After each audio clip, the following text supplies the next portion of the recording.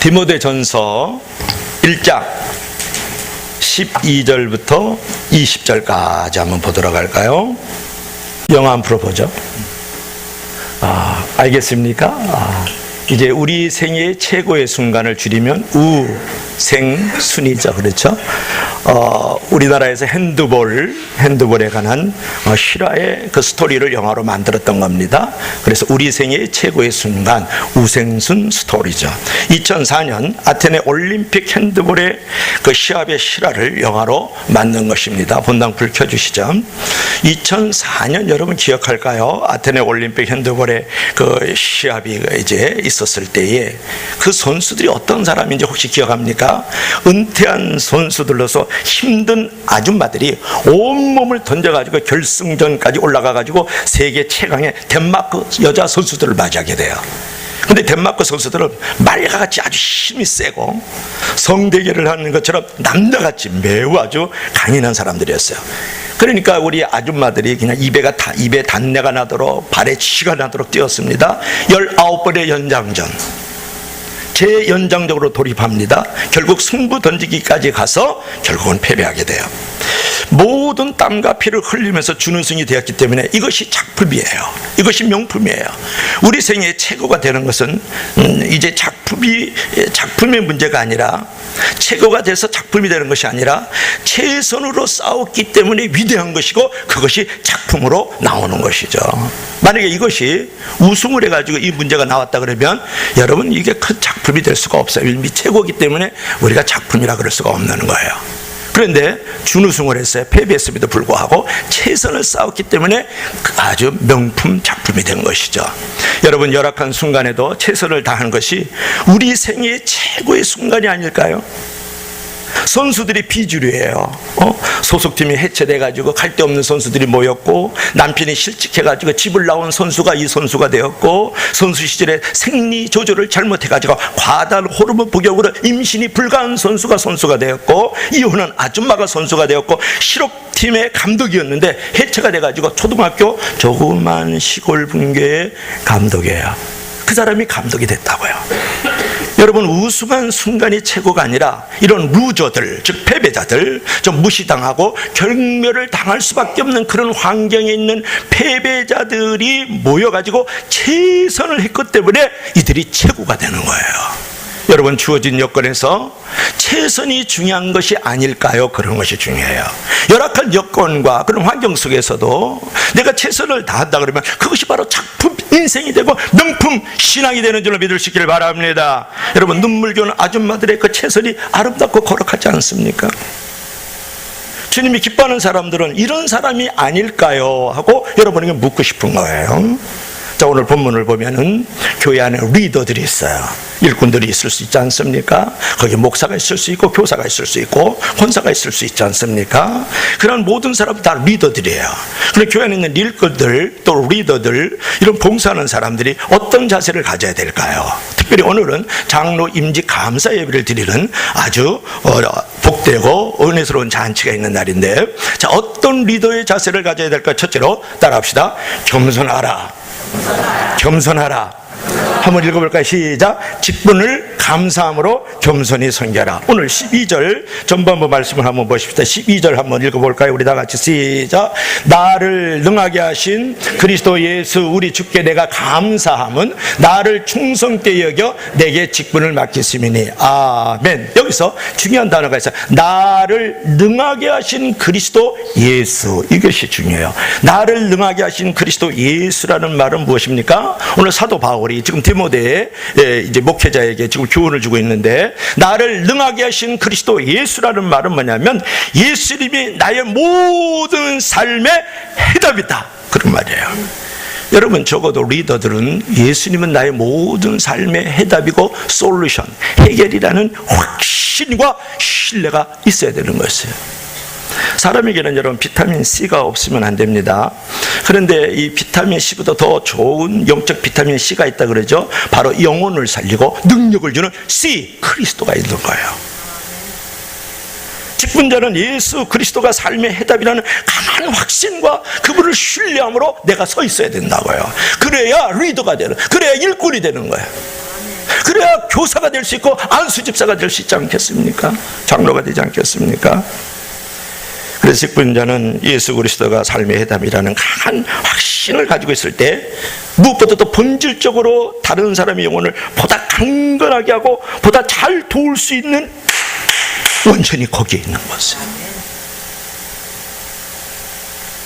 그런데 오늘 그 나를 능하게 하신 예수 그랬을 때에 이 부분에서 우리가 또 사도 바울을 통해서 하나님이 우리에게 들려주신 음성은 뭐냐면 나를 능하게 했다 그랬어요. 이게 중요하잖아요. 내가 능해서 일꾼이 됐다 그러지 않았다고요. 내가 잘나서 충성됐다 그러지 않았다고요. 사도 바울이 뭐라 그랬습니까? 나를 능하게 하시는 그리스도라는 말은 뭐냐면 겸손해야 된다 그런 말이에요. 누가 나를 능하게 했으니까? 예수님께서 나를 능하게 했기 때문에. 내가 잘나서 직분을 받은 게 아니고 내가 잘나서 일꾼 낸 게 아니란 말이에요. 나를 능하게 하신 그리스도 예수. 여러분 교회 리더에게 있어야 되는 제일 중요한 성품은 뭐냐 그러면 바로 겸손해야 된다, 낮아져야 된다 그런 말이에요. 오늘 본문 12절에서 사도 바울은 나를 능하게 하신 그리스도 예수라는 표현을 보면 자기를 힘써 감추려고 그러고 자기를 힘써 낮추려는 이 사도 바울의 모습이 너무 잘 나타나 있지 않습니까? 나뿐인 사람이면 나쁜 사람이에요. 나뿐인 사람이면 나쁜 사람이라니까요. 그런 말 있지 않습니까? 사람은 자랑으로 사는 존재거든요. 또는 사람은 사랑하면서 사는 존재예요. 그러나 교회에서는 자랑하는 마음을 최대한 절제해야 돼요. 교회는 자기 자랑을 하는 것이 아니라 예수님을 자랑하는 것이에요. 교회에서는 자기를 사랑하는 것이 아니라 예수님을 사랑하는 존재로 서야 될 줄로 믿을 수 있기를 바랍니다. 오늘 본문 12절 말씀 하반부에서 한 사도 바울이 한 말씀 한번 들어보십시오. 12절 하반부에 뭐라 그랬습니까? 하반부니까 내가 감사하면 나를 충성되이 여겨. 이게 중요해요. 여러분 내게 충성되이 여겨 직분을 맡기셨다. 이 말씀에 대해서 여러분 어떤 부분이 마음에 들었는지 이것도 겸손하지 않아요? 내가 충성돼서 직분을 줬다 그러지 않았죠. 충성되이 여겨주었다. 그게 중요한 것이에요. 여러분이 안수집사가 되고 장로가 되고 목사가 되는 것은 여러분이 잘나서 능력이 많아서 직분 준 거 아니에요. 리더로 세우는 거 아니에요. 그냥 여겨주시면 이 녀석이 말씀 꾸리고 잘못하고 또 속아주잖아요. 자식들은. 엄마는 속아주면서 그 자식들을 키우는 거예요. 그래서 그런 말 들었어요. 그 아들이 엄마 나 오늘 사전 사야 돼 돈 줘. 그래서 돈 받아갔어요. 그 다음 주에 와가지고 엄마 콘사이스 사야 돼 돈 줘. 그래서 돈 받아. 그 다음에 셋째 주에는 와가지고 엄마 딕셔너리 사야 돼? 돈 줘가지고 세 번 돈 타먹은 줄로 믿을 수 있기를 바랍니다. 속아주면서 자식을 자라게 하는 거예요. 여러분 하나님이 여러분 다 알아요. 다 안다니까요. 여러분 다 알아요. 하나님이 속아주고 있는 거예요. 일꾼 세워도 그 자리에 있음을 다 알아요. 속아주면서 계속 그래 나중에 아들 나와지잖아요. 사람 나와지잖아요. 하나님은 속아주시는 하나님 줄 믿습니다. 할렐루야. 우리 하나님 너무 감사하지 않아요? 누가 봐도 바울은 충성된 사람이었지만 자신은 그렇게 생각하지 않았어요. 그래서 자기는 별로 충성스럽지 못한데 하나님이 자신을 충성되이 여겨주셨다. 사도 바울이 그렇게 말한다면 누가 감히 내가 충성하겠습니다, 내가 충성했거든요 라고 말할 수 있겠느냐. 지구를 세 바퀴 반이나 돌으면서 전도하고 20년 동안 선교사역을 했고 수많은 교회들을 만났고 돌에 맞았고 태장이 맞고 강의 의혹, 도적의 의혹, 동적의 의혹 당했던 사람이에요. 그럼에도 불구하고 기도하라, 감사하라, 기뻐하라, 감옥에서조차도 그랬던 사람이거든요. 여러분 어떻게 생각하세요? 그 많은 사람이 있어요 여기에. 그분께서 하시는 말씀이 나를 충성되이 여겨줬다는 거야. 그래도 여겨줬다. 그렇다면 여러분 아무리 충성을 한다 해도 바울처럼 부족한 저를 충성되이 여겨주시니 감사합니다 라고 말을 할 수 있는 겸손함과 자기 낮아짐이 있어야 되지 않겠습니까? 여러분 겸손한 마음의 반대말은 높은 마음이에요. 여러분 높은 마음을 갖고 있으면 그것은 인생의 큰 자격과 걸림돌이에요. 여러분 높은 마음은 개인, 가정, 기업, 교회, 국가에 생기는 모든 일의 멸망과 실패의 첩정을 만드는 거 하는 거예요. 첩정 어렵습니까? 지름길이잖아요. 여러분, 열심을 쉽게 하고 주변에 있는 사람들에게 높은 마음을 가진 사람들은 깨끗한 마음을 녹슬게 만들고요, 이렇게 높은 마음을 갖고 있는 사람들은 공동체를 오염시켜요. 그렇기 때문에 여러분, 겸손한 마음을 가져야 되지 않겠습니까? 내게 높은 마음이 생기면 내게 맡겨진 직분이 시시하게 보여요. 그리고 내게 맡겨진 다른 사람들을 앞에서 도도하게 보인다고요. 시도 큰 위기예요. 높은 마음이 이미 들어갈 때부터 그 사람은 이미 시험이 들었고 이제 어려움을 경험하게 돼요. 사람들이 떠나고 그 공동체가 깨어지음을 경험하지 않겠습니까? 그러면 우리가 겸손한 마음을 가지면서 그 직분을 묵묵하게 자기를 낮추고 묵묵하게 겸손함으로 주님을 이제 섬기는 그런 충성된 자리, 그 겸손한 자리가 아주 중요한 부분인 거죠. 그러면 여러분, 어려운 일이 있어도 겸손한 마음을 가지면 직분을 끝까지 지키게 되고, 그런 모습이 주변에 있는 신한 동료들에게 얼마나 큰 힘을 주는지 몰라요. 말로써 파워가 있는 게 아니에요. 메시지가 되지 않아요. 이제는 삶으로서 힘이 돼야 되지 않겠어요?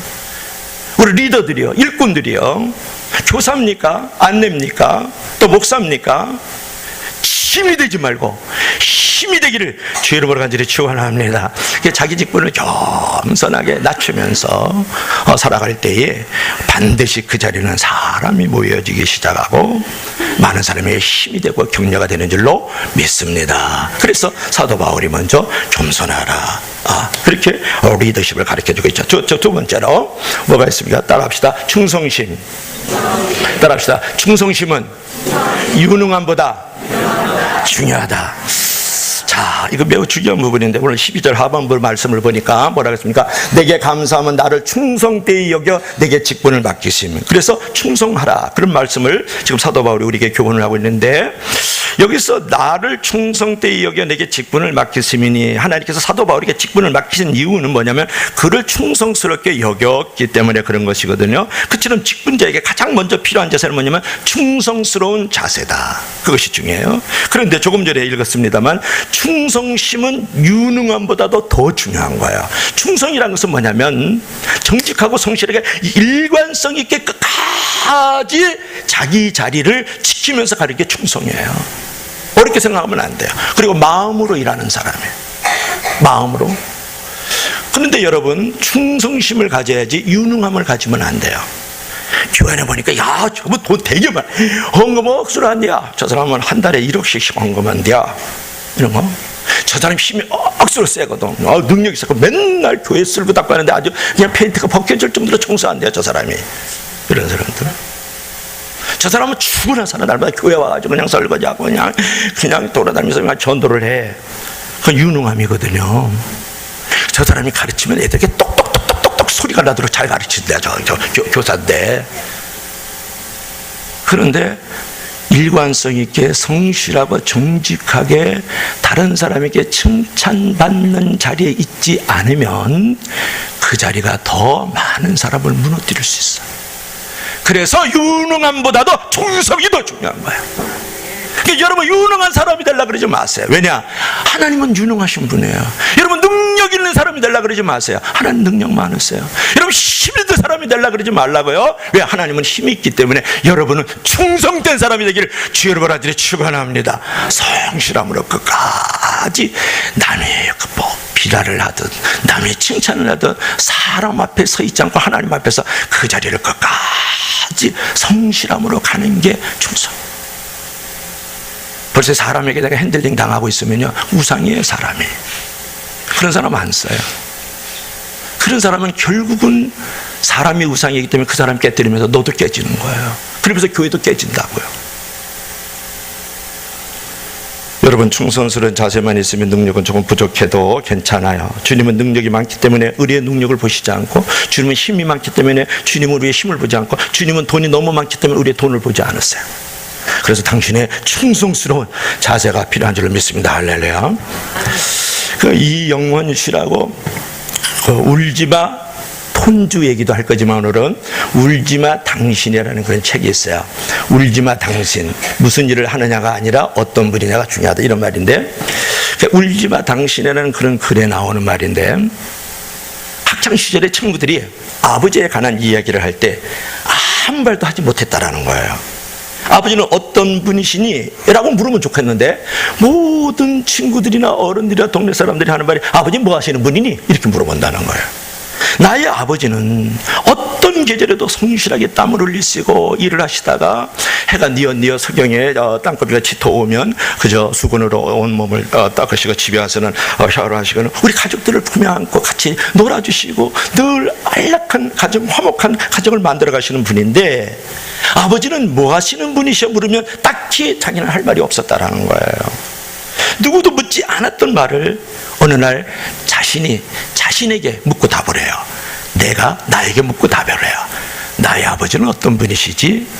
그랬을 때 이 주인공이 하는 말을 들어보세요. 나의 아버지는 해가 뜰 때 아침에 일찍이 나가셔서 하루 종일 논밭을 일구시고 그리고 그 뜨거운 때볕 아래서도 이제 식물들을 물을 주게 하고 열매를 거두시는 분이었고 그리고 저녁에 들어서는 늘 가족들과 함께 놀아주시는 분이셨어 라는 말을 자기 자신에게 하게 돼요. 여러분, 왜 제가 뜬금없이 이 말을 했을까요? 주님은 여러분을 만났을 때 뭐 하시는 분이니? 묻지 않았어요. 여러분은 뭐 하는 사람이었니? 그거 안 물어본다는 거예요. 여러분 집사니? 여러분 교사니? 목사니? 또 동네 속에서 CEO니? 아니면 동장이었니? 아니면 이제 슈퍼마켓 점원이었니?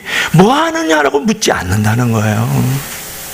여러분은 어떤 사람이냐고 주님이 물으신다는 거예요. 너 정직했어? 너 성실했냐고? 너 마음으로 정성으로 너가 내 앞에 서 있었니? 네가 속한 교회 공동체 성도와 교회들을 돌봤니? 이걸 물어보는 거지. 궁극적으로 본질적으로 물어보는 건 그걸 물어봐. 너가 여기서 뭐 교사했니? 네가 밥을 지었니? 너가 목사했니? 네가 집사했니? 안 물어봐요. 안 물어본다. 그 자리에서 너는 어떤 사람이었느냐를 물어보는 것이에요. 마지막 우리가 심판날, 마지막 결산하는 날, 우리가 모두 숙제를 끝내고 하나님 앞에 우리가 과제를 내어놓을 때 하나님께서 너 뭐 하는 사람이었니? 그거 안 물어본단 말이에요. 너 어떤 사람이었니? 그렇게 물어본단 말이에요. 우리 아빠는 아침에 일찍 나가셔서 땀을 흘리고 성실하게 일하시다가 저녁에 해가 뉘어치면 그때 들어오셔서 온몸을 이제 목욕을 하시고 가족들과 놀아주는 사람이 그런 사람이 되어야 되지 않겠어요? 교회는 하나님의 집인데요. 따뜻함, 친밀함, 화목함이 있어야 되죠.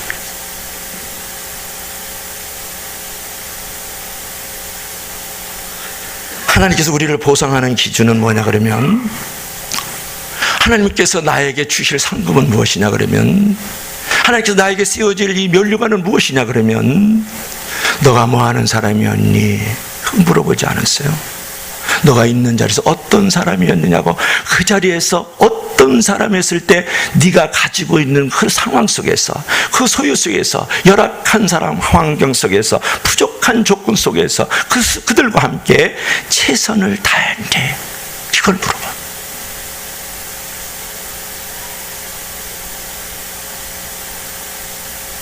이걸 생각하지 않으면 당신은 신앙생활을 하는 게 아니라 종교생활하고 있고 교회생활하고 있는 것이에요. 속거나 속이고 있다고요. 이걸 본질적으로 생각을 안 하면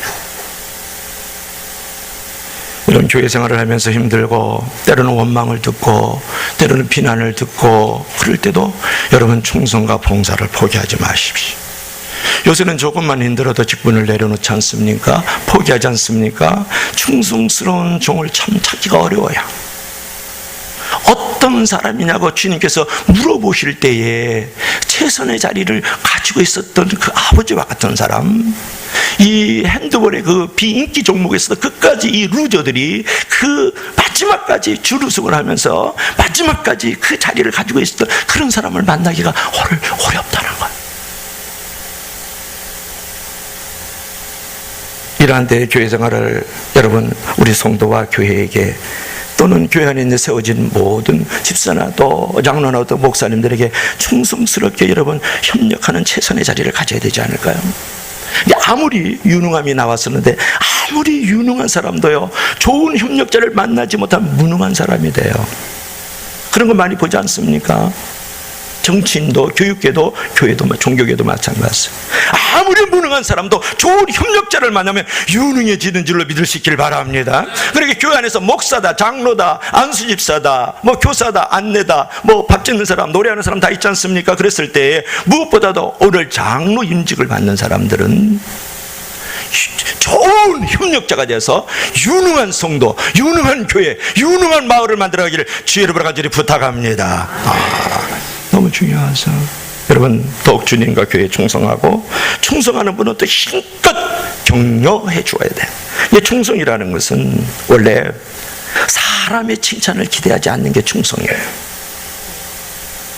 하나님의 기대를 바라보고 하나님의 얼굴만 바라보면서 하나님을 신뢰함으로 나아가는 것이 충성이에요. 사람의 소리에 귀를 들여서 흔들리지 말고 사람의 눈치를 가면서 일하면 이미 충성이 아니에요. 충성이라는 것은 마음을 가지고 가는 거거든요. 이미 마음이 없잖아요. 마음에 누가 들어와 있어요? 사람이 들어와 있잖아요. 세상에 유행사조가 들어와 있고 세상에 철학이 들어와 있고 이미 충성이 아니에요. 그러므로 칭찬을 바라지 말되 사람들이 잘하면 힘껏 칭찬해주고 그처럼 충성하고 서로를 충성을 격려할 때 우리가 섬기는 교회는 칭찬받는 교회가 되고 부흥하는 교회가 되지 않겠어요? 그리고 영향력 있는 교회가 되지 않겠어요? 믿으시면 다 같이 아멘. 자, 마지막으로 한번 따라합시다. 따라합시다. 모범심. 다 같이 시작. 희생정신으로 본을 보이라. 아멘. 디모데 16절 봅시다. 자, 우리 다 같이 한번 마지막 읽어봐요. 시작. 그러나 내가 긍휼을 입은 까닭은 예수 그리스도께서 내게 먼저 일체 오르심을 참으심을 보이사 후에 주를 믿어 영생 얻는 자들에게 본이 되게 하려 하시며, 여기서 중요한 단어는 영생 얻는 자들에게 본이 되게 하려 함이라. 그럼 한마디로 아주 우리가 얘기를 한다면 교회에 다니는 사람에게 본이 되어야 된다, 그런 얘기를 하고 있는 거예요. 여러분, 이것을 어떻게 생각합니까? 바울은 하나님이 자신에게 은혜를 주신 이유가 다른 믿는 자들에게 본이 되도록 하기 위해서, 영생 얻는 자들에게 본이 되기 위해서. 물론 교회 안만 들여다보면 안 돼요. 교회 바깥에도 본이 돼야 되지 않겠어요? 여러분, 본이 된다는 것은 뭐냐면 남에게 본이 되라고 요구하는 말이 아니라 내가 본이 돼야 된다, 그렇게 말을 하고 있는 거예요. 여러분, 직분자가 보여줘야 될 것이 많이 있지만 본이 돼야 돼요. 그러면 직분자가 본이 되려고 그러면 어떻게 해야 본이 되겠습니까? 희생이 없으면 본이 될 수 없는 거예요. 십자가가 없으면 본이 될 수 없다고요. 사람에게는 개인의 비전과 함께, 개인의 어떤 꿈과 사명과 함께 내가 속한 교회 공동체, 내가 속한 어떤 기관의 꿈과 사명, 그런 비전이 있거든요. 이 두 가지 비전을 이루기 위해서는 반드시 내가 가지고 있는 꿈과 사명, 내가 속한 교회 공동체의 꿈과 사명, 내가 속한 기관의 꿈과 사명을 이루기 위해서는 반드시 가져야 될 것이 뭐냐면 십자가가 있어야 돼요. 여러분, 예수 그리스도를 믿는데 여러분 안에 십자가가 없다면 가짜예요. 교회 안에 십자가가 없다면 가짜라니까. 여러분이 지금 섬기고 있는 것에 희생이라는 십자가, 섬김이라는 십자가, 헌신이라는 십자가를 갖고 있지 않다면 당신은 가짜 신앙생활을 하고 있어요. 왜 면류관만 쓰려고 그랬어요? 왜 상금만 받으려고 그러죠? 왜 인정만 받으려고 그러냐면 예수님께서도 비난을, 조소를 당했잖아요. 예수님도 욕을 먹으셨잖아요. 예수님도 따귀를 맞고 침뱉음을 당했어요. 예수님 벌겋게 십자가에 올려 달리셨다고. 누구를 위해서요? 나를 위해서. 그러므로 여러분들, 내가 십자가가 내가 없다 그러면 내 가정에서, 내 교회 안에서, 내가 속한 그룹 안에서, 내가 속한 회사도 마찬가지예요. 그 안에 내가 십자가 없다 그러면 여러분은 지금 리더가 아니에요. 그 진정한 하나님의 일꾼이 아니라고요. 하나님의 사람이 아닌 거예요. 우리 십자가 없다 그래요. 여러분, 공동체가 잘 되기를 원한다 그러면 희생하지 않으면 잘 될 수가 없잖아요. 그러니까 영생 얻는 자를 본이 되게 하려 하였습니다. 이것은 뭐냐면 내가 희생하지 않으면 어떻게 본이 될 수 있겠어요? 내가 십자가를 지지 않으면 어떻게 본이 될 수 있겠느냐고요. 내가 예수를 닮아간다는 것은 예수님의 십자가를 진 모습을 닮아가는 것이잖아. 이솝우화를 보면은 그 집주인의 결혼식을 맞이해가지고 이제 동물들이 회의를 여는 장면이 나와요. 사회자가 말하잖아. 이번 집주인의 결혼식에 음식을 잘 만들어갖고 대접하려고 그러는데 여러분 의견은 어떻습니까? 그러니까 모든 동물들이 막 꽉꽉 오리오리 짹짹 막 이러면서 그죠? 왕왕왕 이러면서 대찬성입니다. 할렐루야 막 그래. 아멘 아멘 아멘 막 그런 거예요. 우리 집주인 즐겁게 하자고. 우리 다니엘이 사자 그러면 왕 그러더니 오리 그러면 꽉꽉 비둘기 그러면 꾹꾹 그래. 참새 짹짹 고양이 이러면 냥냥 이러면 강아지 멍멍 그러고 자동차 그러면 빵빵 이래요. 그랬단 말이에요. 동물들이 주위를 잘 대접합시다. 그러더니 그 사회자가 그럼 요리 재료로 이번에는 거위를 잡읍시다. 거위. 그랬더니 거위가 벌쩍 어머머머 소리를 치면서 저는 큰 알을 낳잖아. 저 수탉 잡으세요. 수탉. 그러니까 수탉이 꺽꺽꺽꺽꺽꺽 그러면서 하는 말이 뭐라 그런지 아세요? 나는 주인 새벽을 깨우는 사람이니까 절대로 안 됩니다. 그러면서 개나 소나 말이나 다 자기는 잡으면 안 되고 놈 잡으라는 거예요. 놈 잡으라는 거예요.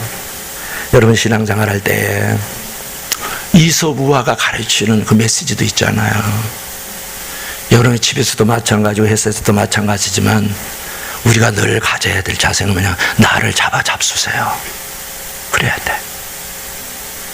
예수님께서는 잡혀 먹으심이래요. 왜 자꾸 저 사람은 잡아야 된다는 거야? 잡아먹어야 되는. 저 사람 잡아 족쳐야 된다는 거 아니에요? 계속.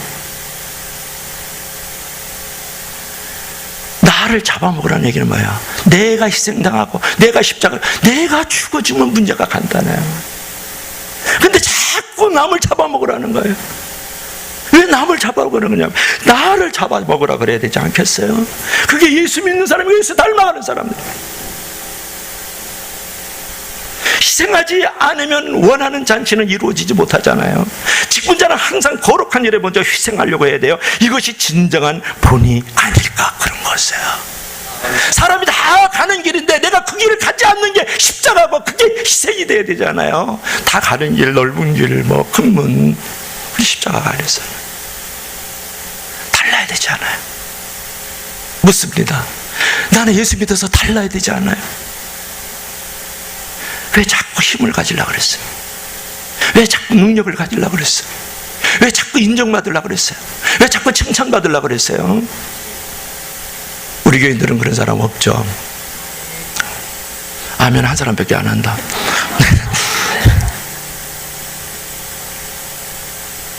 우리는 내가 죽어져야 된다. 남들이 가지 않는 길을 가야 돼. 그 사람 한번 소개하고 설교 마쳐줘야 될 것 같은데요. 자 봅시다. 이분 누군지 알겠죠? 저보다는 조금 못생기무시래. 너무 감사해요. 근데 이태석 신부, 고 이태석 신부. 울지마 당신은 이용현 씨고 울지마 톤주는 이태석 씨예요. 잘 또 구분해서요. 이분이 지금 그 어린아이의 손을 이제 닦아주는 장면이죠. 아프리카 남수단이에요. 아프리카 수단에 가서 이제 발을 만져주고 신발 신겨주고 이게 불구자인데 그러니까 놀아주는 거죠. 건강할 때의 사진이죠. 또 한번 넘겨봅시다. 이분이 이제 48세 일기로 대장암으로 돌아갔어요. 그랬을 때 마지막 모습이에요. 마지막. 이제 우리나라 와서 모금 운동을 하다가 대장암 발견이 돼요. 그래가지고 마지막 처치한 모습으로 이렇게 이제 암투병 당시에 이제 신부였다. 이제 그런 건데 이 신부는 저보다 한 5살 아래야. 1962년에 부산에서 태어났거든요. 경남고등학교, 인제대학교, 의과대학을 졸업했어요. 근위관으로 복무를 마친 뒤에 가톨릭 수도에 살레시오에 입학해가지고 성직자의 길을 걸어갔고 가톨릭 대학교 신학대학을 나왔고 광주에 여기가 아니고 이탈리아 로마로 유학을 갔고 서울에서 사제 선품을 받았어요. 그해 이제 11월 아프리카 수단 남부의 톤주를 향했는데 오랜 내전으로 폐허가 된 톤주에서 신부님이 선교 활동을 펼치는 한편 의료시설이 전만 그곳에 병원을 짓고 오지 마을을 이제 순교하면서 아동 진료를 하는 등 의사로서 활동을 했어요. 그리고 톤주라는 곳에 뭐 선교사님들 들어가면 이제 병원도 짓고 학교도 짓고 그러면서 이제 교사들을 영입하고 이제 가르치는 학교를 만들고 이제 그랬어요. 이게 여기서 이제 정부에서 인정을 받을 수 있는 실력 있는 학교로 만들어졌고 그러면서 그 내전과 궁핍과 가난과 저주와 형벌 가운데 있는 그 수단의 그 검은 대륙을 이제 치유하는 그러면서 음악을 가르쳐서 그 브라스 밴드 그 울리마 톤주에 나오지 않습니까? 여러분 집에 가서 울리마 톤주 무료로 다 볼 수 있어요. 그러니까 그래서 뛰어난 실력으로 이제 유명세를 만들었고 지금은 그 남수단에서 교과서에도 이분이 이제 나오는 정도거든요. 그래서 이제 2008년 지금으로부터 한 10년 전이죠. 휴가로 이제 모금 활동을 이제 겸해서 한국에 입국했다가 대장암 말기 판정을 받고 투병 생활하는 동안에도 수단을 돕기 위해서 활동을 쉬지 않았다. 병을 이겨내고 수단으로 돌아가리라는 희망을 끝까지 잃지 않았지만 2010년 1월 14일 새벽에 48살의 일기로 세상을 떠나요. 이분이. 자, 왜 이 얘기를 여러분에게 들려주고 있을까요? 여러분, 명문 직업인 의사로 갈 수 있음에도 불구하고 큰 성당에서 사역할 수 있음에도 불구하고 신부가 되어서 그 검은 대륙에 아프리카 톤주로 가셔서 가난한 사람을 위해서 봉사하고 의료 사업을 하면서 많은 이제 젊은이들과 그 나라를 깨우다가 선종했어요. 즉 소천했다 그런 말이에요. 여기서 우리가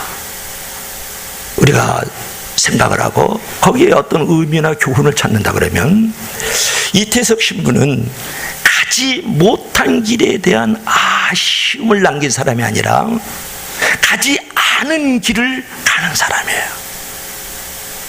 여러분, 이분은 얼마든지 의사가 될 수 있고 교수가 될 수 있고 얼마나 또 음악을 재능 있게 잘하는지 몰라요. 그래서 슈바이처처럼 얼마든지 음악인이 될 수 있음에도 불구하고 그가 아프리카 남수단의 톤주로 들어가서 가난한 사람들을 평생 의뢰 선교하다가 48살의 매우 젊은 나이에 주님 앞에 부름을 받거든요. 그 사람은 가지 못한 길에 아쉬움을 가진 사람이 아니에요. 남들이 가지 않은 길을 간 사람이다 그런 말이에요. 여러분, 우리 기독인들이 이런 자세가 중요하지 않습니까? 언제까지 가지 않은 길에 대해서 아쉬워하고 열등감과 패배감 속에서 늘 인생을 원망하면서 과거에 묶여가지고만 살아야 되겠냐 그런 말이에요. 가지 못한 길을 생각하면서 말이에요. 그 말, 그 행동, 그 비전을 이루지 못해가지고 과거에 발목을 잡혀가지고 그 인생이 얼마나 한스럽고 얼마나 쓴 인생이에요. 살아야 될 이유가 없잖아요. 그러면 우리는 가지 않은 길을 가야 되지 않겠어요? 남들은 다 가지만 나는 오히려 남들이 가지 않는 길을 이태석 신부처럼 가야 되지 않겠어요? 예수님처럼 가야 되지 않겠느냐 그런 말이죠. 당신은 가지 못한 길에서 원망스러운 마음과 열등감과 패배감에 쌓여서 과거에 매여 삽니까? 당신은 가지 않은 길에 감사하는 마음과 자존감을 가지고 찬양하면서 오늘을 살고 계시냐고 묻습니다.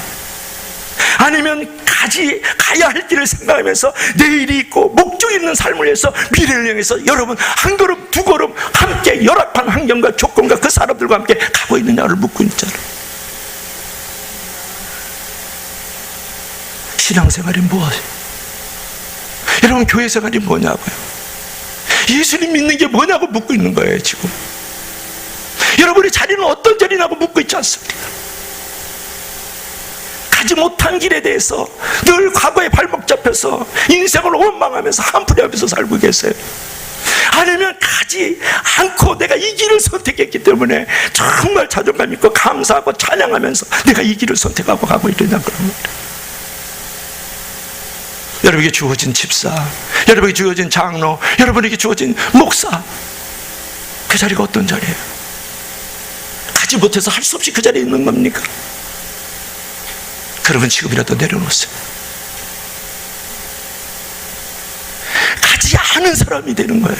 가지 않은 길을 가는 거예요. 그 자리에서 얼마나 자랑스럽고 보람스럽고 떳떳하고 당당한 그리스도잖아요.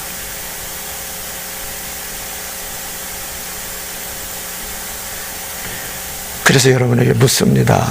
여러분 화려함을 쫓지 마세요. 진실신앙을 쫓으세요. 화려함은 꽃이잖아요.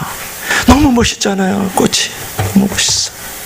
이걸 어저께 내가 광야교회 갔더니 이걸 하나 꼽아주더라고요. 그래서 어저께 갔는데 우리는 또 안 꼽아주네. 그래서 이렇게 꼽아주고 왔는데 이 꽃은 바로 하루 만에 없어졌어요. 오다가 버렸어요. 내 차 안에 시들어서 떨어져 있어요. 열매는 사람에게 먹이고 그 씨앗은 생명을 살려요.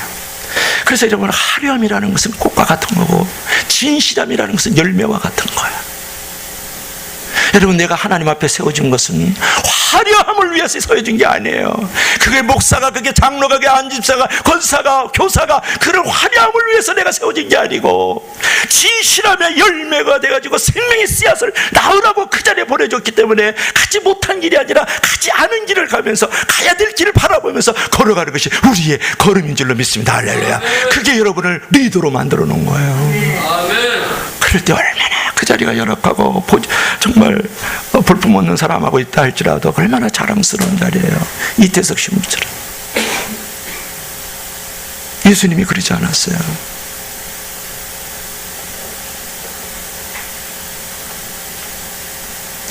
오늘 결론을 맺겠습니다. 자, 마지막 결론 한번 보겠습니다. 죽어라 이거야. 죽어라. 이게 뭐냐 그러면 지난주 우리 월요일 날 지난주 월요일 날 여성교하고 양화진에 선교사님 묘비 있는데 갔었어요. 갔더니 가슴이 먹먹하고 좋았는데, 그때 제가 이분을 전혀 몰랐던 분이거든요. 고 류재관 박사의 묘비명인데 최선의 섬김으로 최고가 되라라는 그런 부분을 갖고 있었는데, 이분은 누구냐 그러면 1929년에 우리나라에 의료 선교로 와서 40년 동안에다가 1967년에 본국으로 돌아갔어요. 영국에 귀국했어요. 그래서 여기서 사역하시다가 아내도 여기에 붙여 있어요. 돌아가셨어요. 근데 이분이 여기 쓰여져 있는 묘비명이 여러분이 안 보이기 때문에 이 묘비명을 읽으면서 오늘 마치려고 그래요. 자, 한번 들어보십시오. 나는 한국에 구경 삼아 나온 사람이 아니었습니다. 한국에 나의 뼈를 묻을 각오로 온 사람이었습니다. 이리가 한국 백성을 해치러 온다 그러면 도망가는 목자로서가 아니라 그 양을 위해서 희생할 각오를 하고 온 선교사였습니다. 나는 어느 누구도 소홀히 치료하지 않았습니다. 이승만 박사를 치료할 때나 시골의 안악내를 치료할 때나 똑같이 나의 최선의 노력을 바쳤습니다. 이 묘비명을 읽는 순간에 가슴이 무너졌어요. 제가. 여러분, 결론이 뭐예요? 최고가 중요한 것이 아니고 최선을 다하면 최고다라는 말을 우리에게 가르쳐주고 있는 거예요. 그러므로 늘 겸손함으로 낮추시면서 나의 리더십을 발휘하고 충성된 마음으로 끝까지 그 자리를 지켜가면서 주님의 얼굴을 바라보면서 그 자리를 리더십을 발휘하시고 또 많은 사람에게 십자가의 희생을 주면서 리더십을 발휘하는 우리 목사, 또 이번에 장로 3분 세워주실 분, 그 다음에 우리 권사님, 한수 집사님들, 우리 교사들, 우리 모든 성도들이 되길 바라요. 그러나 우리 아직도 연약함과 부족함이 있지만 끝까지 내가 무덤에 들어가서 주님을 바라보는 그 문을 열 때까지 내가 이러한 심정을 가지고 리더십을, 교회 일꾼들의 사명을 감당하는 저와 여러분들이 되기를 주의 이름으로 간절히 축원합니다.